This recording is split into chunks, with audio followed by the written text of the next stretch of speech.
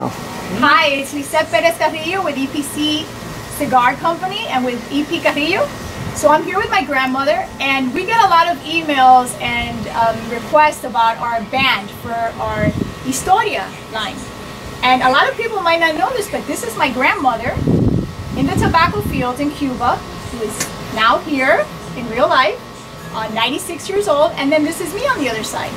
So I decided to give you a little bit of background information now in celebration of our next family series line called Encore, which is in line with our whole Historia concept, which is a tribute to our families. So basically, I'm going to ask my grandmother, and I beg for your patience because she only speaks Spanish, a couple of things, it'll be quick, about her history in the cigar industry. So, abuela, ¿qué conexión tú tienes con tabaco cuando tú eras joven en Cuba?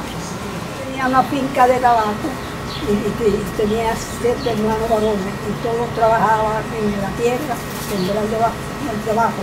So her father had a tobacco farm in Cuba, and she had 7 brothers who all worked the farm. Entonces, cuando el tabaco crecía, pues mis hermanos cortaban el tabaco, lo montaban en un palo y lo colgaban en una casa de guano.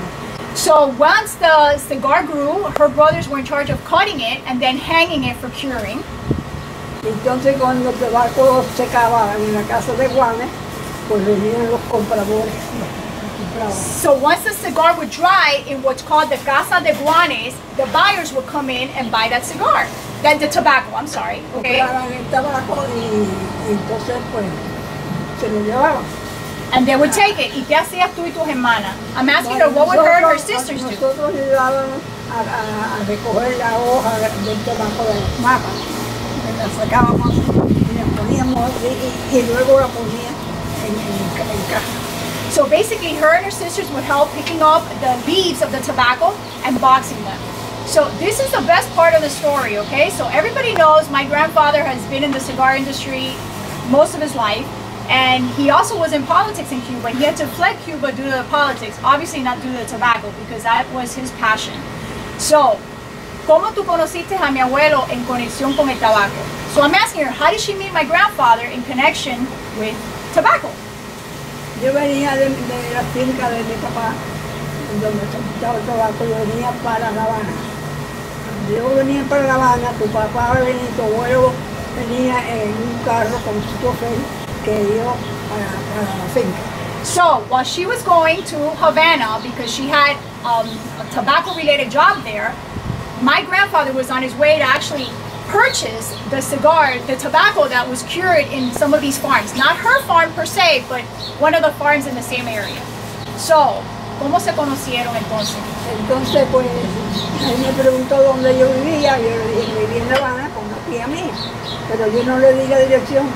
Entonces él me buscó en el pueblo donde yo vivía con un señor que hacía política con él. Y el señor le dio la dirección mía. Entonces él fue, me buscó al otro día.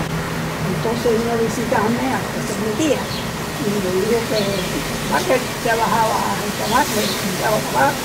Hizo amistad conmigo y con mi tía y mi prima. Tú trabajabas con tabaco en Habana, ¿no? No, en el campo. Okay. Ya yo iba al campo a trabajar y venía para La Habana. Okay. Pero en La Habana tú arrollabas tabaco, me dijiste.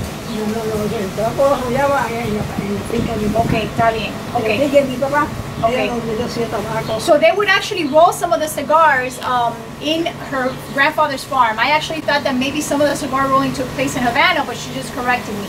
So basically what happened was that they ran into each other in a coffee shop while he was going to buy tobacco and while she was leaving the farm. And he started inquiring about where she lived. So she basically just said, well, I stay in Havana, but I work on the fields.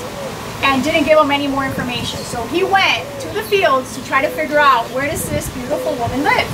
So he finally found out that she was in Havana, and he went and looked for her at her aunt's house in Havana. And the connection was, guess what?